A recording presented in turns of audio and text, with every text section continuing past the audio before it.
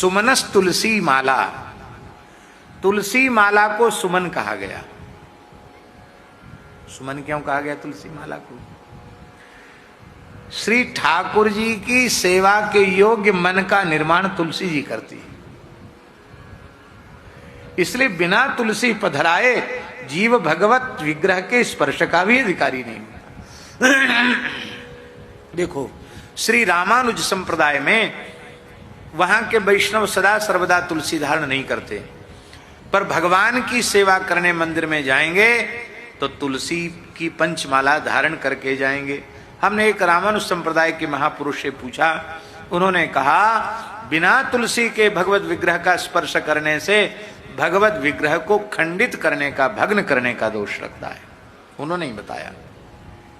और पुराणों में लिखा है, यज्ञोपवीतवद्धार्या कंठे तुलसी मालिका क्षणार्धम तद्विहीनोपि विष्णुद्रोही भवे नरः।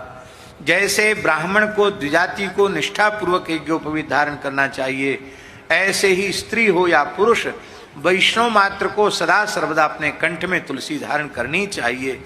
आधे क्षण के लिए तुलसी से रिक्त यदि कंठ हो जाए तो क्षणार्धम तद्विहीनोपि विष्णुद्रोही भवे नरः, वो भगवत द्रोही के तुल्य हो जाता है। पद्म पुराण में लिखा है, यादृष्टा निखलाग संग समनी स्पृष्टा पुष्पावनी रोगाणाम अभिवंदिता निरसनी सिक्तांत कत्रासनी प्रत्यासक्ति विधायिनी भगवत कृष्णस्य संरोपिता न्यस्ता तच्चरणे विमुक्ति फलदा तस्यै तुलसी नमः। तुलसी दर्शन मात्र से संपूर्ण पाप राशि को नष्ट कर देती है। तुलसी स्पर्श से शरीर को पवित्र कर देती है। शरीर के हर छिद्र से मल निकल रहा है, रोम रोम से मल निकल रहा है, और नव छिद्रों से तो मल निकल ही रहा। इसको चाहे जितना धो मांजो, ये भगवत सेवा के योग्य बन नहीं सकता। पर आवश्यक शरीर की शुद्धि मनुष्य को करना चाहिए, पर उससे भी वह भगवत सेवा के योग्य नहीं बनता।